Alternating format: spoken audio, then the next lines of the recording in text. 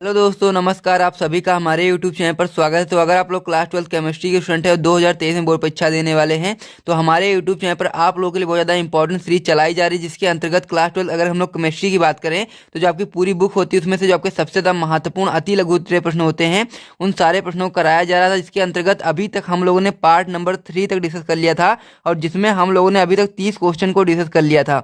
और उसके आगे के प्रश्न आज हम लोग पार्ट नंबर 4 में डिस्कस करने वाले हैं। तो आप लोग वीडियो के अंत तक बने रहना।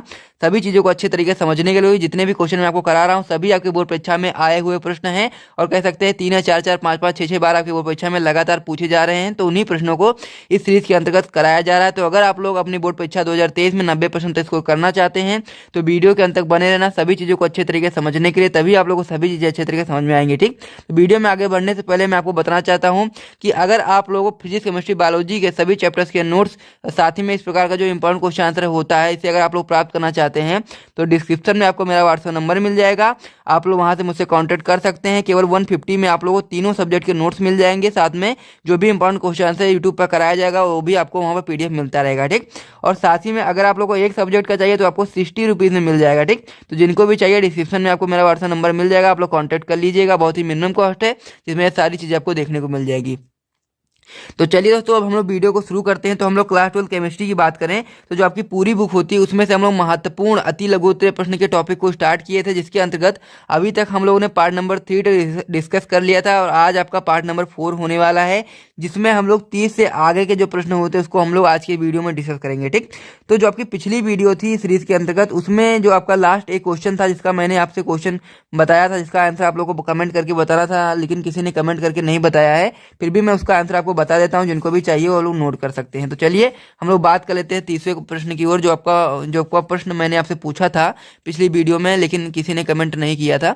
तो चलिए अब हम लोग बात कर लेते हैं जो आपका क्वेश्चन क्या था। बहुत ही सिंपल सा क्वेश्चन था, जो आपका होता है एफ केंद्र क्या है। ठीक, तो इसका आंसर आप लोग इस प्रकार से बताएंगे अपनी कॉपी में। अगर आपकी बोर्ड परीक्षा में क्वेश्चन आ जाता है तो आप लोग लिखेंगे कि वह स्थान जहां ऋणायन रिक्तिका में इलेक्ट्रॉन उपस्थित होता है एफ केंद्र कहलाता है। यानी आपको सिंपल सी बात है, आपको पता होनी चाहिए कि जो आपका जालक होता है उसमें वह स्थान जहां पर ऋणायन उपस्थित होना चाहिए, लेकिन उसके स्थान पर क्या होता है, इलेक्ट्रॉन उपस्थित होता है और वह स्थान ही आपका एफ केंद्र कहलाता है। ठीक, तो इतना आप लोग नोट कर लें, फिर हम लोग अगले क्वेश्चन की ओर बढ़ेंगे। इसमें हमारा अगला क्वेश्चन है क्वेश्चन नंबर 31, जो आपका होता है मोल अंश को उदाहरण द्वारा समझाइए। 2018 का क्वेश्चन है जो आपकी बोर्ड परीक्षा में आया हुआ है। साथ में इस पे न्यूमेरिकल भी आपकी बोर्ड परीक्षा में आता रहता है, तो आप लोग इसे अच्छे तरीके से तैयार करेंगे क्योंकि आपके क्वेश्चन में भी आ सकता है, साथ में न्यूमेरिकल में भी ये क्वेश्चन आपके आ सकता है। ठीक, तो इसका आंसर आप लोग इस प्रकार से बताएंगे। सबसे पहले आप लोग हेडिंग डालेंगे मोल अंश या मोल प्रभाज, फिर आप लोग लिखना स्टार्ट करेंगे बिलियन के किसी एक भाग के मोल तथा कुल मोलों के अनुपात को उस भाग का मोल प्रभाज कहते हैं और इसे हम लोग काई से प्रदर्शित करते हैं। ठीक, या मतलब कि अगर मान लीजिए कोई बिलियन है, उसमें आप लोग के दो प्रकार के मोल पाए जा रहे हैं, कि दो भाग हैं जिसमें एक भाग आपका ए है और एक आपका भाग है बी। ठीक, तो अगर हम लोग किसी एक भाग का मोल निकालेंगे तो हम लोग किस प्रकार से निकालेंगे, आप लोग इसका फॉर्मूला आप लोग देख सकते हैं कि आप लोग निकालेंगे एन ए अपॉन में N A plus N B, यानी कि जो आपका एक भाग का मोल निकाल रहे हैं वो मोल और साथ में बिलियन में जितने भी आपके भाग हैं उन सभी का मोल जो होता है उसके अनुपात को ही हम लोग क्या कहते हैं, मोल प्रभाज कहते हैं। तो इस प्रकार से आप लोग फॉर्मूला याद कर सकते हैं। अगर आपकी कह सकते हैं न्यूमेरिकल में क्वेश्चन आता है तो आप लोग बता सकते हैं, साथ में अगर इस प्रकार से क्वेश्चन आता है तब भी आप लोग लिख सकते हैं। ठीक, तो इतना आप लोग नोट कर लो, फिर हम लोग अगले क्वेश्चन की ओर बढ़ते हैं। तो हमारा अगला क्वेश्चन है जो आपका होता है कासियस पर्पिल क्या है, आप इसे कैसे प्राप्त करेंगे। ठीक, 2013 और 2018 में आपकी बोर्ड परीक्षा में क्वेश्चन आया हुआ है, काफी महत्वपूर्ण क्वेश्चन है। तो आप लोग यहाँ पर लिखना स्टार्ट करेंगे कि जो आपका आरिक क्लोराइड बिलियन होता है, जब उसका हम लोग स्टेनस क्लोराइड बिलियन द्वारा अपचयन करते हैं तो हम लोग क्या प्राप्त होता है, बैगनी रंग का गोल्ड सार बनता है, जिसे ही हम लोग कासियस पर्पिल कहते हैं। ठीक, एग्जाम्पल के रूप में अगर आप लोग इसका समीकरण लिखना चाहें तो बता सकते हैं कि ये क्या होता है, 2AuCl3 जो आपका है, ये क्या है, आपका एक आरिक क्लोराइड है। और जब हम लोग क्या करते हैं, इसको हम लोग अपचयन करते हैं किसके द्वारा, स्टेनस क्लोराइड जो आपका क्या होता है 3SnCl2, यानी कि जब इसको हम लोग अब क्रिया कराएंगे तो क्या निकल करके आएगा आपका 2Au प्लस 3SnCl4, जो कि क्या होता है आपका, जो कि आपका कासियस पर्पिल होता है, जिसे हम लोग गोल्ड साल भी कहते हैं। ठीक, तो इतना आप लोग लिख देंगे जो आपकी ऊपर वाली समीकरण दी गई, तब भी आपको पूरे मार्क्स मिल जाएंगे। लेकिन अगर आप लोग उसका एक्स्ट्रा बढ़ाना चाहते हैं आगे तो आप लोग ये भी लिख सकते हैं SnCl4 प्लस 2H2O, तीर जो आपका बनता है SnO2 प्लस 4HCl। ठीक, यानी कि अगर आप लोग ऊपर वाली समीकरण लिख देंगे तब भी आपका पूरा मार्क्स मिल जाएगा। लेकिन अगर आप लोग ज़्यादा लिखना चाहते हैं तो आप लोग नीचे वाले समीकरण को लिख सकते हैं, गलत नहीं होगा, आपको अच्छे ही मार्क्स मिलेंगे। ठीक, तो इतना आप लोग जल्दी से नोट कर लीजिए, फिर हम लोग अगले क्वेश्चन की ओर बढ़ते हैं। इसमें हमारा अगला क्वेश्चन है क्वेश्चन नंबर 33 जो आपका होता है प्रतिलोम परासरण से आप क्या समझते हैं, उदाहरण सहित समझाइए। 2017 में 2020 में आपकी बोर्ड परीक्षा में क्वेश्चन आया हुआ है, इंपॉर्टेंट क्वेश्चन है, तो इसका आंसर आप लोग किस प्रकार से बताएंगे उसे देख लीजिए। यदि परासरण दाब से अधिक दाब विलयन पर लगाया था, मान लीजिए कोई भी विलयन है जिसपे हम लोग क्या कर रहे हैं, दाब लगा रहे हैं, और परासरण दाब से उसका जो दाब है वो अधिक दाब है, ठीक। तो अगर हम लोग किसी भी विलयन पर परासरण दाब से अधिक दाब लगाते हैं तो जो विलायक के अणु होते हैं वो विलयन से शुद्ध विलायक की ओर प्रवाहित होने लगते हैं। ये चीज आपको ध्यान दे रहा है कि जो विलायक के अणु होते हैं क्या होते हैं, वो विलायक के अणु जो होते हैं वो विलयन से शुद्ध विलायक की ओर प्रवाहित होने लगते हैं, या फिर हम लोग बता सकते हैं कि अधिक सांद्रता से कम सांद्रता की ओर प्रवाहित होने लगते हैं। चूंकि यह जो प्रक्रिया होती है वो परासरण की क्रिया के विपरीत दिशा में होती है, इसीलिए यह जो क्रिया होती है यह आपकी व्युत्क्रम परासरण कहलाती है, ठीक। और इसका प्रयोग किस प्रकार से होता है वो भी आप लोग देख लीजिए, उदाहरण सहित पूछा गया है ना, तो आप लोग इसका उदाहरण भी बता सकते हैं कि जो यह प्रक्रम होता है इसका प्रयोग हम लोग समुद्री जल प्राप्त करने के लिए तथा घरों में जो शुद्ध पेयजल होता है उसको प्राप्त करने के लिए किया जाता है, ठीक। तो जल्दी से आप लोग इसे भी नोट कर लीजिए, फिर हम लोग अगले क्वेश्चन की ओर बढ़ें। इसमें जो हमारा अगला क्वेश्चन है भी काफी ज्यादा महत्वपूर्ण क्वेश्चन है, जो आपका होता है आभासी या फिर हम लोग कह सकते हैं छदम एकाणुक अभिक्रिया को उदाहरण देते हुए समझाइए। ये क्वेश्चन आपकी बोर्ड परीक्षा में 4 या 5 बार पूछा गया, काफी महत्वपूर्ण क्वेश्चन है, तो आप लोग इसे अच्छे तरीके से ध्यान देंगे।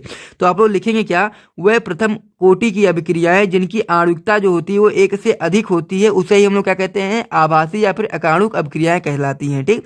इस प्रकार से आपको ध्यान देना है। इसमें आगे आप लोग लिखेंगे कि इस प्रकार की जो अभिक्रियाएं होती है उसमें क्या होता है, अभिकारक एक अधिक में होता है, ठीक। तो इतना आप लोग नोट करेंगे। उसका फिर अगर आप लोग उदाहरण बताना चाहें तो उदाहरण भी बता सकते हैं कि जो एथिल एसीटेट होता है उसका जब जल अपघटन करेंगे तो आपका ये उदाहरण बन जाएगा, ठीक। तो आपका एथिल एसीटेट का क्या सूत्र होता है, इस प्रकार से आप लोग लिख सकते हैं कि CH3COOC2H5+H2O जो होता है जब इसका हम लोग जल अपघटन करेंगे तो क्या बनेगा आपका CH3COOH और प्लस में आपका क्या बन जाएगा C2H5OH, ठीक। तो इस प्रकार से आप लोग इसका समीकरण भी बता सकते हैं ताकि आप लोग को एक भी नंबर आपका कटा नहीं और आपको पूरे पूरे मार्क्स मिल जाए। तो जल्दी से आप लोग इसे भी नोट कर लो, फिर हम लोग अगले क्वेश्चन की ओर बढ़ते हैं। इसमें हमारा अगला क्वेश्चन है क्वेश्चन नंबर 35 है, जो आपका होता है नदियां समुद्र से मिलने से पहले डेल्टा का निर्माण करती हैं क्यों, और अथवा डेल्टा के निर्माण की जो क्रिया होती है उसको समझाइए। 2015 में, 14 में, 7 में और 6 में, यानी कि 4 बार आपकी बोर्ड परीक्षा में क्वेश्चन पूछा गया है। तो सबसे पहले हम लोग बात कर लेते हैं कि डेल्टा क्या होता है, उसके बाद फिर हम लोग पढ़ेंगे कि डेल्टा का निर्माण की जो क्रिया होती है किस प्रकार से होती है। तो ये चीज़ आपको ध्यान देना है कि जो समुद्र होते हैं और नदी होते हैं, जब उनका मिलने का जो स्थान होता है वहाँ पर रेत तथा मिट्टी के विशाल भंडार एकत्रित हो जाते हैं, और वही जो आपका विशाल भंडार होता है उसे ही हम लोग डेल्टा कहते हैं, ठीक। तो ये बात हो गई डेल्टा के बारे में। अब हम लोग बात कर लेते हैं कि डेल्टा का निर्माण किस प्रकार से होता है।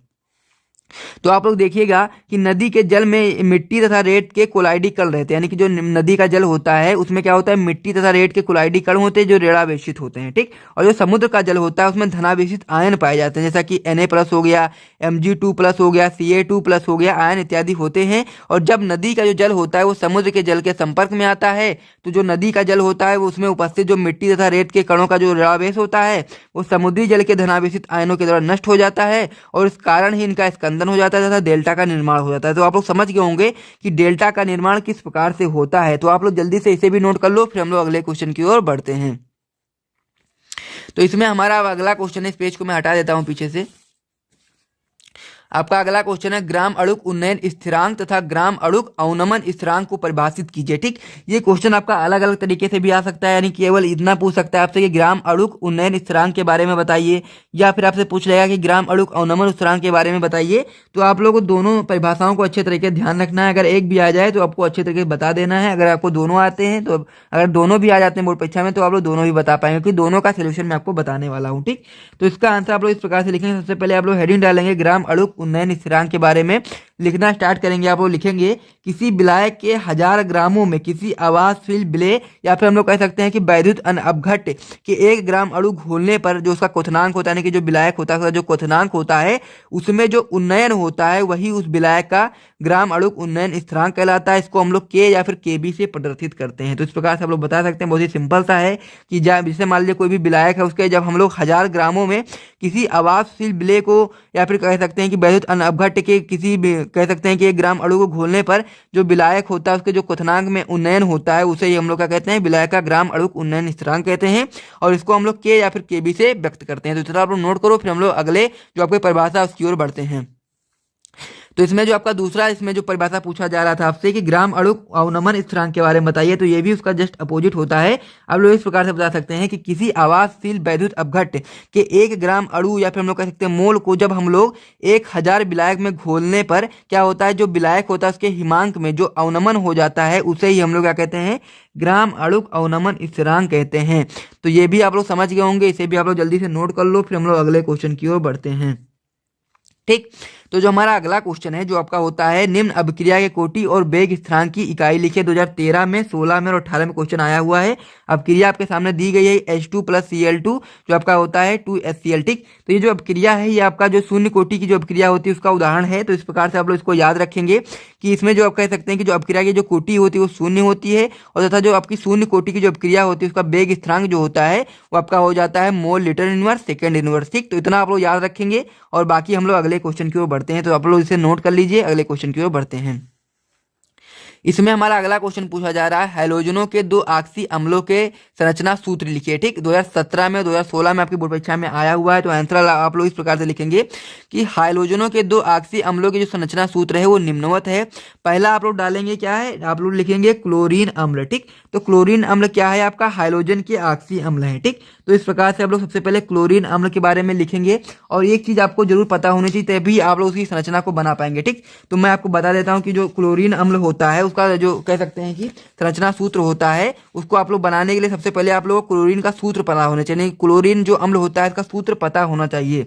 तो आप लोग यहाँ पर ध्यान रखेंगे, जो क्लोरीन अम्ल होता है इसका जो सूत्र होता है वो आपका हो जाता है HClO3। ठीक, ये चीज आपको अच्छे तरीके से याद रखना है, और इसी प्रकार से आप इसका संरचना सूत्र भी बना सकते हैं। ठीक, इस प्रकार से आप लोग बता सकते हैं कि जो Cl होता है वह जो आपका O होता है वो डबल बॉन्ड से जुड़ा होता है, और जो आपका इधर वाला O होता है वो सिंगल बॉन्ड से जुड़ा होता है, और एक आपका H होता है। तो इस प्रकार से आप इसका संरचना सूत्र बना सकते हैं क्लोरीन अम्ल के बारे में। ठीक, और इसमें हम लोग को एक और बताना है, हैलोजन के 2 ऑक्सी अम्लों के बारे में पूछा था, तो एक हम लोग कर चुके हैं, तो आप लोग इसे याद कर लीजिए। और यहाँ पर जो इसका क्लोरीन अम्ल का जो सूत्र होता है इसे भी आप लोग याद कर लीजिए, तभी आप लोग इसका सूत्र बना सकते हैं, संरचना बना सकते हैं। ठीक, तो इतना हम लोग नोट कर लीजिए, फिर हम लोग अगले पॉइंट की ओर बढ़ते हैं। तो इसमें जो आपका अगला जो होता है, हैलोजन के 2 ऑक्सी अम्लों के बारे में पूछा था, एक हम लोग कर चुके हैं, दूसरा जो आपका होता है वो आपका होता है हेलिक अम्ल। ठीक, तो जो हेलिक अम्ल होता है इसके बारे में भी आपको पता होना चाहिए, इसका सूत्र भी आपको पता होना चाहिए, तभी आप लोग इसका संरचना बना पाएंगे। ठीक, तो जो आपका हेलिक अम्ल होता है उसका जो सूत्र होता है वो आपका हो जाता है HXO3। ठीक, यानी कि HX क्या होता है, HXO3 होता है। इस प्रकार से आपको याद रखना है। और जो आपका H जो आपका बीच में X लिखा हुआ है, जो आपका X होता है आपका हाइड्रोजन होता है, इसके जगह पर हम लोग कुछ भी लिख सकते हैं, यानी कि क्लोरीन ला सकते हैं, ब्रोमीन ला सकते हैं, आयोडीन ला सकते हैं, कुछ भी रख सकते हैं इसके स्थान पर, यानी X के स्थान पर हम लोग इनको जोड़ सकते हैं। तो इस प्रकार से आपको याद रखना है, और उसका संरचना सूत्र आप लोग इस प्रकार से बना सकते हैं कि जो आपका X होता है, जो आपका ऑक्सीजन होता है डबल बॉन्ड से जुड़ा है, इधर भी ऑक्सीजन आपका डबल बॉन्ड से जुड़ा है, और इधर आपका जो ऑक्सीजन होता है सिंगल बॉन्ड से जुड़ा, साथ में X है। ठीक, मतलब कि H है। तो आप लोग इतना नोट कर लो जल्दी से, फिर हम लोग अगले क्वेश्चन की ओर बढ़ते हैं।